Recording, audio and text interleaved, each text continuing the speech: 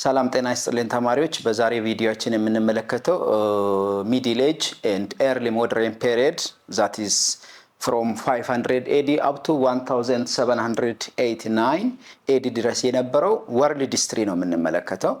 እንግዲህ ሂስትሪ በሶስት ፔሪዮዶች ተካፍሎ እንመለከታለን። አንደኛ ancient period ነው፣ ሁለተኛ medieval ወይ middle age የምንለው፣ ሶስተኛ modern period የምንለው ነው ማለት ነው። ስለዚህ በዛሬ ሪሳችን የምንመለከተው ምንድነው middle age ምንድነው ወይም በሌላ አነጋገር medieval periods ማለት ምን ማለት ነው፣ እንዲሁም የመጀመሪያ modern period የጀመረው መቼ ነው የሚለው ነገሮችን እናያለን። ስለዚህ በዓለም ታሪክ መሰረት ከ500 AD እስከ 1789 AD ድረስ የነበረው period ምን ይባላል? middle age as well as early modern period በመባል ይታወቃል ማለት ነው። ስለዚህ በዚህ ቶፒካችን middle age in Europe በዚህ ዩኒት ደግሞ in general የምንመለከተው middle age in Europe, middle age in Asia የሚለውን በኤዥያ middle age መካከለኛ ክፍለ ዘመን የምንለው በኤዥያ ምን ይመስላል፣ ምን አይነት ኢቨንቶች ናቸው የተከሰቱት፣ እንዲሁም ደግሞ በአውሮፓ ዩሮፕ ላይ በሚድል ኤጅ ወይም በሜዲቫል ፔሪየድ ላይ ምን አይነት ኢቨንቶች ናቸው የተከሰቱት የሚሉ ነገሮችን ማየት እንችላለን ማለት ነው። So by the end of this unit a student will be able to understand or define the term middle age ምን ማለት ነው middle age ማለት፣ እንዲሁም ደግሞ identify the time or the period that's the main feature of this middle age በዚህ በሚድል ኤጅ ላይ የተደረጉ ዋና ኢቨንቶቹ እነማን ናቸው የሚሉ ነገሮችን መመልከት እንችላለን። እንዲሁም ደግሞ in the time of middle age what was the political, economic, social system ምን አይነት political, economic እና social systemoች አሏቸው የሚለው በአውሮፓ፣ እንዲሁም what was the role of the church in the middle age in Europe at that time የሚሉ ነገሮችን እንመለከታለን። And the other point is what does mean the word or the term feudalism ምንድነው feudalism ማለት ምን ማለት ነው የሚሉ ነገሮችን እንመለከታለን። So the importance of middle age in the history of Europe የሚሉ ነገሮችን አንድ በአንድ የምንመለከት ነው የሚሆነው ማለት ነው። Okay, so middle እንግዲህ ተርሙ ሚድል ወይም ሚድል ኤጅ ማለት ያው መሃል ላይ የሚገኝ ማለት ነው። ስለዚህ መሃል ላይ ከተገኘ ከፊት አንዳለ ከኋላ ሌላ ነገር አለ ማለት ነው። ከፊት ያለው መጀመሪያ እንደነገርኳችሁ በሂስትሪ ሶስት ፔሪዮዶች ወይም ሶስት ኤጆች ናቸው ያሉት። ከፊት ለፊት የሚቀድመው ከሚድል ኤጅ የሚቀድመው ምንድነው ኤንሺየንት ፒሪየድ ነው። ከዛ በመቀጠል ሚድል ኤጅ አለ። በሶስተኛ ደረጃ ደግሞ የምንመለከተው ሞደርን ፒሪየድ ነው። ከሶስተኛም በኋላ አሁን ያለንበት ሲቹዌሽን ደግሞ ኮንቴምፖራሪ ፒሪየድ በመባል ይታወቃል ማለት ነው። So in the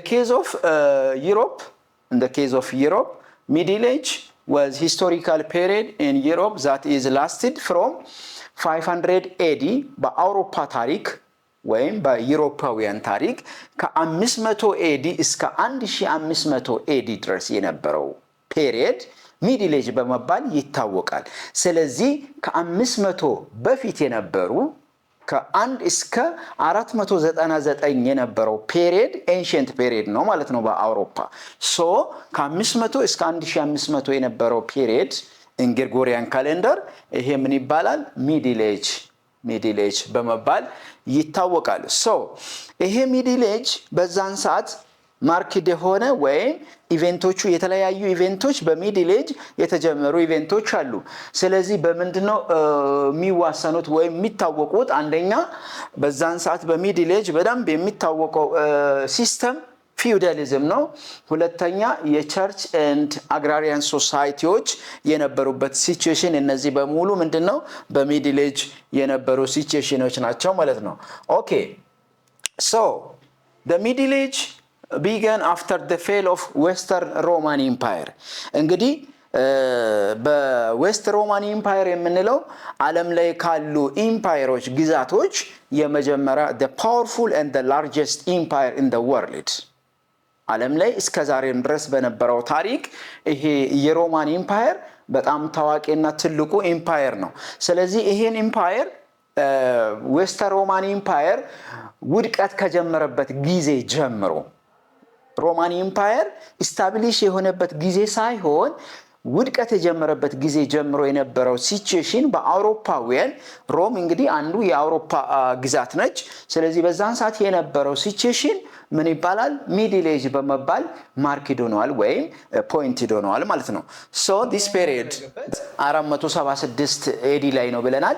476 ኤዲ ላይ ዲክላይን ማድረግ ሲጀምር የአውሮፓ ሲቹዌሽን ወይም የአውሮፓውያን ስፔሻሊ የሮማን ኢምፓየር ሲቹዌሽኑ ምን ይመስላል፣ ምን አይነት ኤክስፒሪየንስ አላቸው የሚለውን ነገር እንመልከትና አንደኛ they were politically unstable politically stability የላቸውም፣ በፖለቲካ አልተረጋጉም።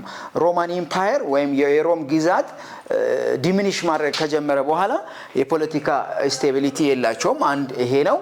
ሁለተኛ the invasion by Germanic tribes እንግዲህ በዛን ሰዓት ሮሞችን ጀርመኖች ኢንቬድ እያደረጉ ነበር፣ ኦኩፓይድ እያደረጉ ስፔሻሊ አንግሎ ሳክሰን ኤንድ ፍራንካስ የሚባሉ ትራይቦች ከጀርመን የወጡ እነዛ ሮም ግዛቶችን ኢንቬድ እያደረጉ ሮም ተቆጣጥሮ የነበረው የሮም ግዛትን እነዚህ ጀርመኖች እየገቡ የራሳቸው እያደረጉ እየያዙ ነበርና እነዚህ አለመረጋጋትን ፈጥሯል። ዘ ሴንትራል ኦቶሪቲ ዊከንድ አንዱ ደግሞ ሌላ የዌስት ሮማን ኢምፓየር ሴንትራል ገቨርንመንት ወይም ሴንትራል ኦቶሪቲ ፓወሩ እየቀነሰ የመጣበት ሌላ ሴንትራል ገቨርንመንት ዲክላይን ሲያደርግ ሎካል ሩለሮቹ ፓወር እያገኙ የመጡበት ሲቹዌሽን ነበረ። this period was known as middle age ወይም medieval period for Europeans።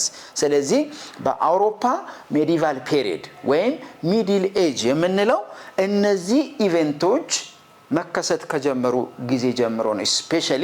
ስፔሻሊ ዌስት ሮማን ኢምፓየር ዲክላይን ማድረግ ሲጀምር ዲክላይን ሲያደርግ ፖለቲካው ኢንስቴብል ነው።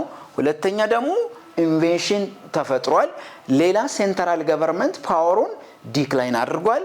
መጨረሻ ላይ ሎካል ገቨርንመንቶች ፓወር እያገኙ የመጡበት ሲቹዌሽን ይሄ ፔሪየድ በአውሮፓ ሜዲቫል ፔሪየድ በመባል ይታወቃል ማለት ነው። ኦኬ ሶ the middle age divided into 3 phases እና ይሄ middle age 3 ፌዞች አሏቸው።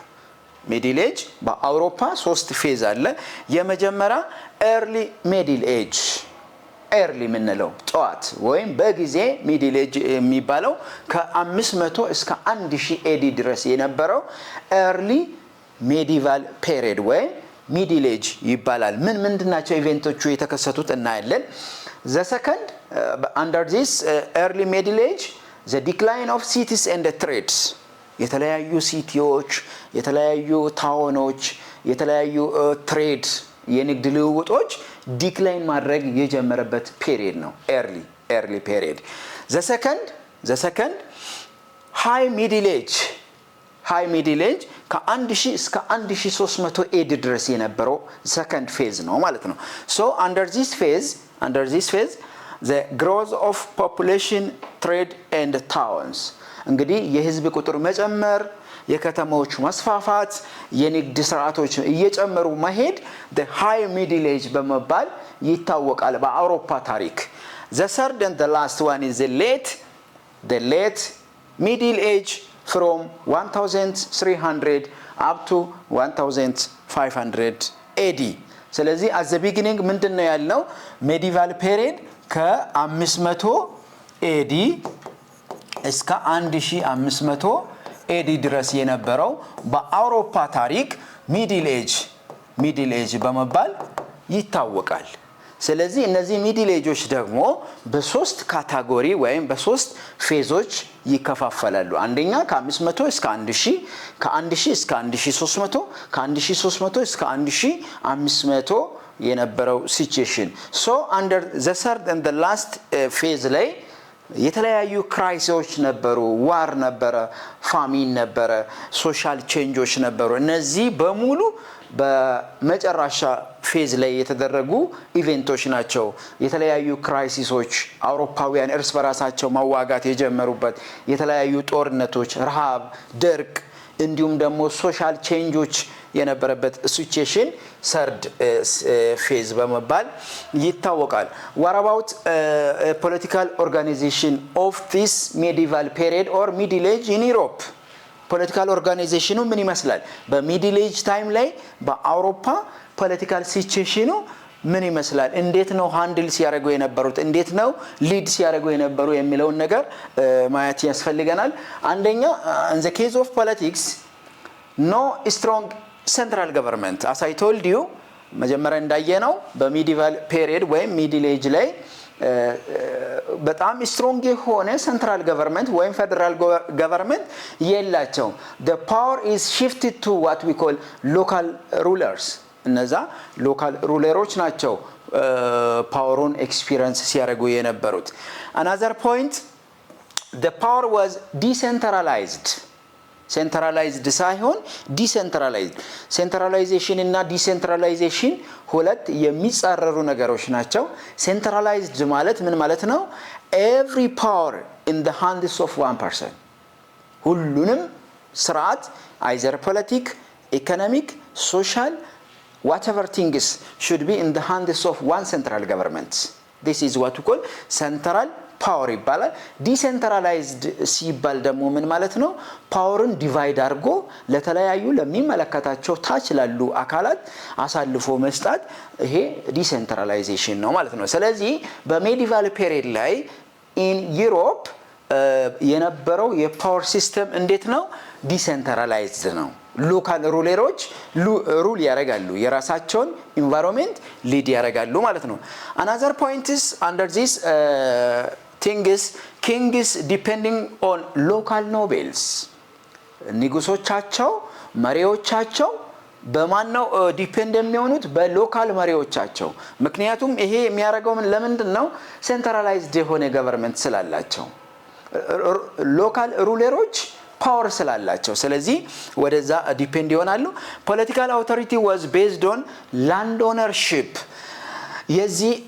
የዚህ የሜዲቫል ፔሪየድ in Europe ትልቁ ዓላማ ሜን ፎከሱ ምንድነው land ownership ነው በሌላ አነጋገር ፊውዳሊዝም ብለን የምንጠራው ይሄ የመሬት ባለቤት ወይም ከበርቴ ብለን የምንጠራው በአማርኛ ስለዚህ the political authority should be based on land ownership ስለዚህ እነዚህ ሎካል መሪዎች ላንዶቻቸውን ኦውን